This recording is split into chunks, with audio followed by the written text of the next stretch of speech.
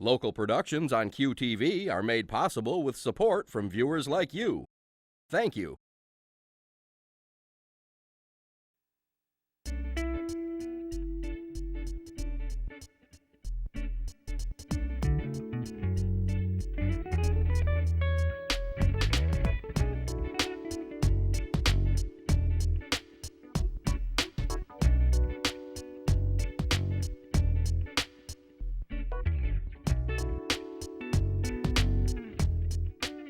Hello everyone, welcome to Uncommon Sense. I'm Junia, and thank you for joining us. My guest today is economist and author John Blundell. He is the author of several works, including Margaret Thatcher, A Portrait of the Iron Lady, Waging the War of Ideas, and Ladies for Liberty, Women Who Made a Difference in American History. He serves as Distinguished Senior Fellow at the Institute of Economic Affairs in London, where he was the Director General from 1993 through 2009. John is the past president of the Institute for Humane Studies at George Mason University in Virginia, and he has been involved in the creation and development of numerous free market think tanks. He was educated in England and has a degree from the London School of Economics. So welcome, John. I'm so glad to have this opportunity to talk to you. I would like to know about that institute where you are a fellow and you toiled as director. What does it do? Why the institute? We see ourselves very much as the artillery in the war of ideas, firing off shells aimed at society's intellectual leaders, be they clergymen, economists, editorial writers, TV, newspaper people, radio people, the people who set the intellectual tone of society. And we commission authors and we publish their results, and they hopefully make them famous in the process. So how is it you pick topics to focus on? Who decides that? Or are they so obvious that no discussion is necessary? Well, there's quite a number of topics at any one time. I mean, for example, today in America, any self-respecting think tank will be looking at Obamacare and debts and deficits and cities going bankrupt, and there are certain topics of the day. But it's a very good question. In our history, we've taken up seemingly rather obtuse points that have had huge ramifications. In 1978, we published a little book about exchange controls, because Britain still had exchange controls from World War II. Yes. And Brits could take only £50 out of the country at any one go without permission of the Bank of England. And we published a little book saying that this was nonsense and they should go. And a year later, Margaret Thatcher came to power and they went. And Britain is now the biggest single investor in the US economy. Yes, I read that. Another example would be in the 60s, where we published a little book on a very arcane topic called resale or retail price maintenance. Back then in England, manufacturers put the price on the product, not the shopkeeper. So there was no such thing as supermarkets. There was no such thing as shopping around. If you wanted the latest Beatles album, it had 21 shillings printed on it, and it was illegal for a shopkeeper to discount. And a rising young Tory minister followed our pamphlet and realised that shoppers, customers were being overcharged billions, and moved. And that incidentally gave Richard Branson his start. Oh, how so? Well, Richard was a high school dropout, and he was running a student newspaper that was losing money. But somewhere along the line, and I've had correspondence with him and he confirms this, he'd seen a little newspaper report and he clipped it and stuck it in his wallet about the fact that other than books and pharmaceutical products, or what you would call drugs, everything was now free for the shopkeeper to price and to discount, to attract customers by discounting prices. And when he realised that his newspaper wasn't going to make him money, he got this clipping out of his wallet and he went into the record business. And of course Virgin Records was a godsend to me as a teenager, because they immediately slashed the price of records from 21 shillings to 15 shillings. Which was quite a substantial cut. It meant I could buy 3 LPs rather than 2. Is he a supporter of your institute? He has at times supported some of our work. But the Institute of Economic Affairs, like any decent, self-respecting think tank, has a very wide donor base. Yes. I grew up above a shop, and my mother used to say that the secret of retail was location, location, location. Well, the secret of a good think tank is independence, independence, independence. Just as my older boy tells me the secret of a good golf course is drainage, drainage, drainage. Yes, surprise, surprise, surprise. That does get our attention. That is really interesting that some are topical and some are just prescient, that they're thinking ahead as to what might or might not be questionable as policy, but isn't on the radar screen or whatever they called it then. Right. There's also a sense which Margaret Thatcher captured brilliantly. About a week after Margaret Thatcher was elected to as British Prime Minister back in the spring of '79, she wrote to the then chairman of the trustees of the Institute of Economic Affairs, a man called Anthony Fisher, later knighted and became Sir Anthony Fisher. And she wrote, and this is a direct quote, "You created the atmosphere which made our victory possible." So she wasn't talking about any one study, just this barrage of, by that point, 24 years of these studies from a market perspective coming out had indeed changed the way a lot of significant people were thinking about issues. And later, when the Institute turned 30, she was one of the dinner speakers. She was the last. She got a little irate, actually, at the length of the speakers who went before her, and her foot was tapping rather vigorously on the floor. But when she spoke, she said of Fisher and the two men, Harris and Selden, who set up the Institute back in the mid-late 50s, she said in a very Churchillian way, she said that they were the few, but they were right, and they saved Britain. Very redolent of the Battle of Britain. But being a woman, and being Margaret Thatcher, of course, she couldn't leave it at that. And the next sentence in her speech went, but remember, while the cocks may crow, it's the hen that lays the egg. So in your experience with the Institute, how long does it take to create a climate into which an idea will then be, a climate in the society or the culture, at which point an idea suggested could take root? Gosh, that's a very, very deep question. Yeah. I think some of the things that we launched landed on target rather rapidly. Other things, though, have been seemingly immune from criticism. The whole health, the nationalised health service, the state education system, and the burgeoning welfare system are historically seemingly immune to intellectual criticism. You can pick the odd battle and win, but overall, unlike, say, the trade unions or the nationalised industries or contracting out local government services to private providers, a lot of those purely economics type things we've had a lot of victories on. And the whole country has shifted and become much more prosperous. But health, education and welfare, it's like our shells, our arrows, our bullets just bounce off. You know, I've had a question for myself. We're talking about Obamacare in this period of American life, and people are for it, they're against it. Whatever the story, I say that I never approach anything like that. What I do is I say, what is the problem?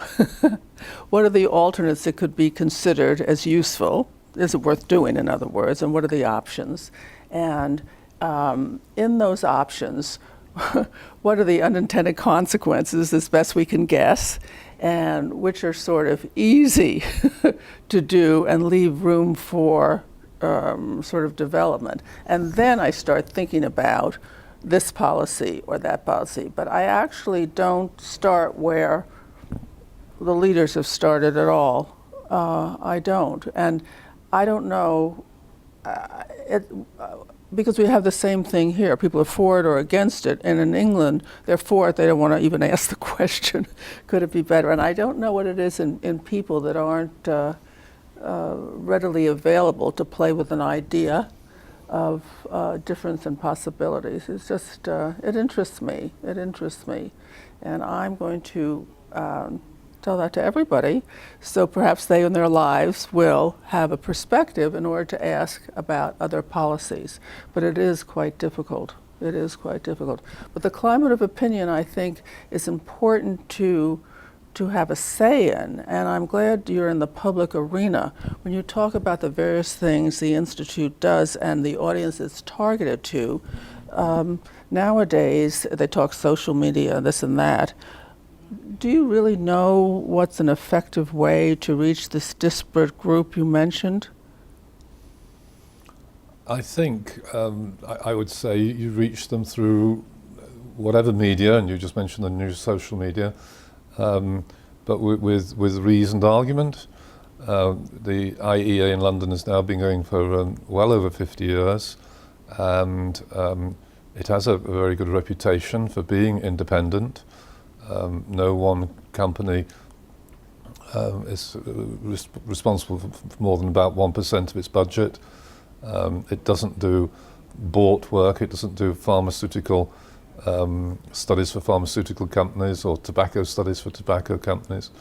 All of its work is independently refereed by academics, and it's built a significant reputation.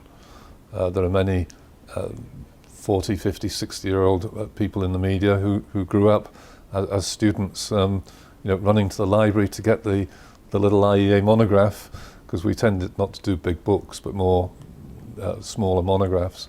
And our founder, Anthony Fisher, his vision was of an IEA short study on every topic under the sun. So it wouldn't matter, the student would know that there was an IEA study there in the university library for them to get their hands on. But this is a very difficult area you've taken us into, measuring the impact on public opinion of particular studies. I always, when I talk to think tank leaders, say, when you do have a good story, like my story about Richard Branson, or like my story about exchange controls, get it written down within a month, because what will happen is, I'll take the exchange control story. When that happened, our two authors were toasted in champagne at a party in the city by the Chancellor of the Exchequer and his two junior ministers who'd just done it. And they acknowledged, when their memoirs came out 10, 15, 20 years ago, our authors didn't get a look in. Right. They weren't even mentioned, they weren't even footnoted. And so I always encourage people in the think tank industry worldwide, when you have a little victory or a big victory, make sure you get something, even if you have to write yourself to the mayor or the governor or the prime minister or the president saying, we're very pleased indeed that, and craft it in such a way that you'll get a reply. So that that's a wonderful comment and advice. I'm glad you mentioned that. It's staggering how untrustworthy politicians are, and how they'll grab the credit for themselves. Yes. Now you haven't been having an involvement with other think tanks? Through an organisation called the Atlas Network, and I encourage people to go to its website, Atlas, A-T-L-A-S, network, all one word, .org. There are now some 400 plus free market oriented think tanks spread right around the world. In some of the most unlikely countries, like Nepal and Namibia. That is surprising. And so on, and right throughout West and Central Eastern Europe, parts of Asia, parts of Africa, right throughout every state in the United States, and every country in Central and South America. There's over 400 now that are linked back to the original institute, the Institute of Economic Affairs in London. You can be proud of that. I had a fan letter from Milton Friedman. Oh my gosh, tell, what was it about? Oh, just about, it was very short, it was an email, it was a few years ago.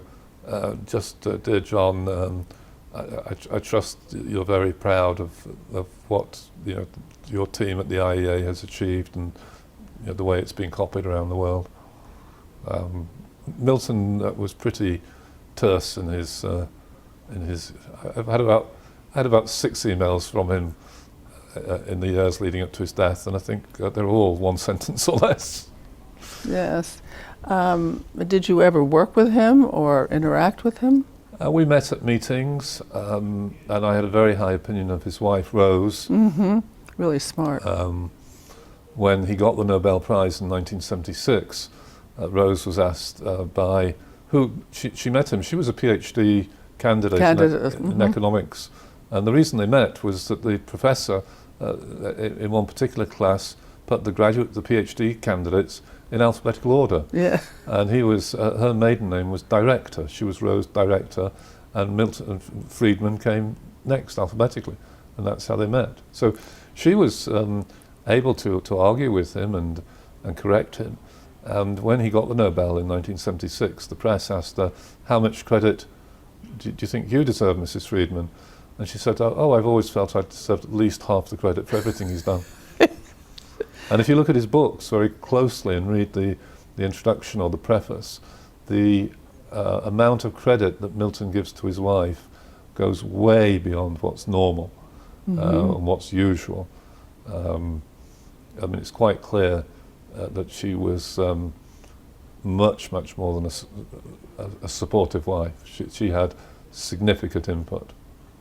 And Mrs. Thatcher, did she have, other than that speech, interaction with the Institute?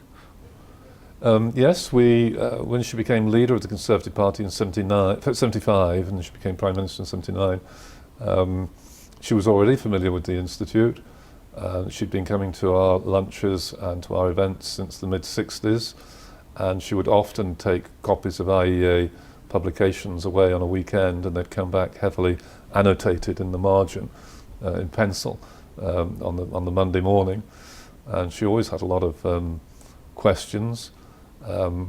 She considered herself as very early on to be one of the few free market advocates within the Conservative Party. I mean, a lot of Margaret Thatcher came pretty fully formed to the House of Commons when she came in 1959.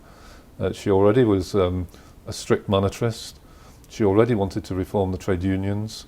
She already wanted better examination of the public finances, more transparency, we would say today. Yes. She was already an ardent believer in free markets, and she was already the kind of person who would say, as long as we stick to principle, we've got nothing to fear from Russian communism. Yes. So that is all there. That is all demonstratively there.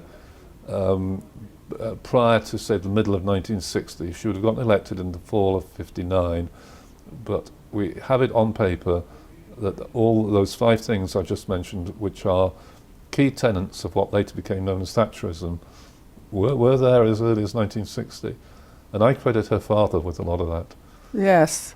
And in the book that I read that you wrote for Americans, well, why did you say that you wrote it for Americans? What did you have to say in the book that Americans would relate to or wouldn't get from another biography? Well, there have been several previous biographies, and they were all written for predominantly a British audience. So, I mean, it is written in American English, so I don't write the lower 6th, which would mean nothing to you. Yes. But the lower 6th is 11th grade. The upper 6th is 12th grade. Yes. So everything's translated into... Yes.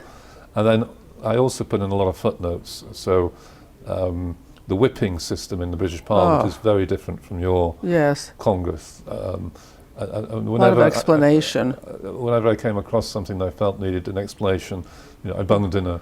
I'm glad you did. And it's since come out in, believe it or not, in Poland, Romania and China. Well, good for them. So, I'm glad I'm in your publishing house. I noticed you worked for more than a decade in the U.S. What drew you to work here? Separate from the job offer, why did you look for a job here? Well, I started coming to the United States to attend academic conferences as early as 1974, And I came back in 75, and then I think in 78, 79, and I was offered a job at an organisation in Menlo Park, California, and it was, I guess, just at the right time, and I always loved America. I loved American history. I've always been a great fan of American history and read a lot of American history. And I thought at the time it would be 3 years. And, whilst we were young and had a young family, it would be a great thing to do for 3 years. And 3 years became more like 11 years. And then after 17 years back in Europe, I'm back now promoting my various books, and it's been another 4 years. And, I always find if you move to a different country, those first weeks and months, probably not for you because you went to the conferences, but you instinctively, you see the differences between the countries. And I think that's always true when you go back to your home country. You see it somewhat, it's changed, and so have you. Do you remember what were your impression of America as when you moved here? Well, choice and service. Now, that has changed somewhat, Yes. because Margaret Thatcher gave the British economy a great big dose of salts. Yes. And the level of service that you get in the UK is now much, much, much improved compared to pre-Thatcher. I mean, pre-Thatcher, it was sclerotic. It was just dreadful. Getting a sandwich on a British Rail train, was just a terrible ordeal. And now they're almost begging you to buy their sandwiches. It's completely changed. But back then, I think it was choice, it was service, and the level of prosperity, and the sort of attitude of the people. Yes. But we're talking about 1974. Yes. I'm not so sure I would have quite that same Comment contrast today. today, because things in the UK have improved so much.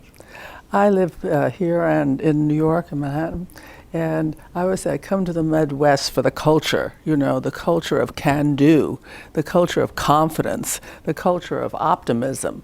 New York is all about other things, ideas and this and that, but there's, and I am a New Yorker, sort of a pessimist, they don't see the possibilities, the positive possibilities as much. So I understand the press plays things up and this and that, but there are pockets of really astounding things happening here. And like your acknowledge ideas, I think if we acknowledged more about what was happening that was good, maybe that would be the counter to the culture of, I'm going to call it despair exactly, but discomfort anyway, that we seem to be in, or they want us to be in, or we could be in, but in any case. And your children were born here, or you brought them here when they were young? The first one, Miles, was 6 weeks old when we relocated, and obviously has no memory Yes. of being born. Funnily enough, when he was born in England in September 1982, the National Health Service was on strike, which wasn't a very pleasant thing for my wife. The younger one, James, though, was born here. The older one took citizenship as soon as he could. The day after he got out of the American school in London, he flew back to the States, let his British passport expire, and never left the contiguous 48 for years, and then took citizenship, I think, 4 or 5 years ago now. I see why you say you have American children. And the younger one, of course, was born in Virginia, because we relocated by then to Virginia, and he used to taunt his older brother from about the age of 4. There was a 6-year gap between them.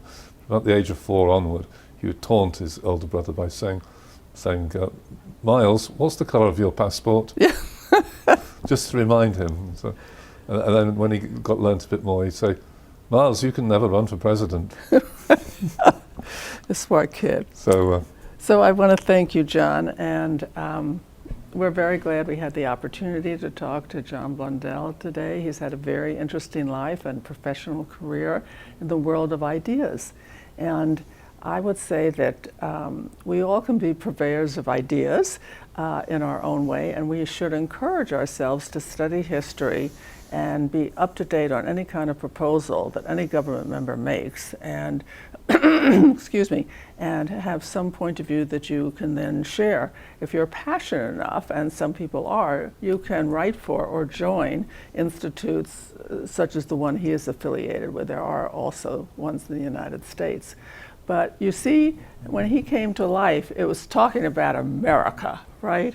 This is the land of possibility, and I want you to take home that in your times, make that so. Move it forward, make it better, give what you can. We're a nation of individuals, of contributors who really do well, and we cooperate together. So thank you, and I'll see you next time. And remember, oh my goodness, remember, do something kind for someone you know and someone you don't know today, tomorrow, and from now on. Thank you again. To contact Junia, send her an email at info@juniadone.com. For more information, program schedules, and news about future guests, go to www.juniadone.com.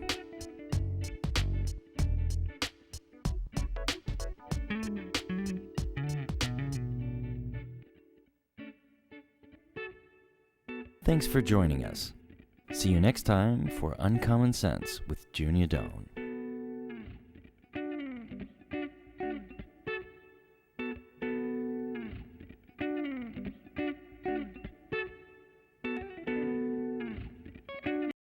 Local productions on QTV are made possible with support from viewers like you. Thank you.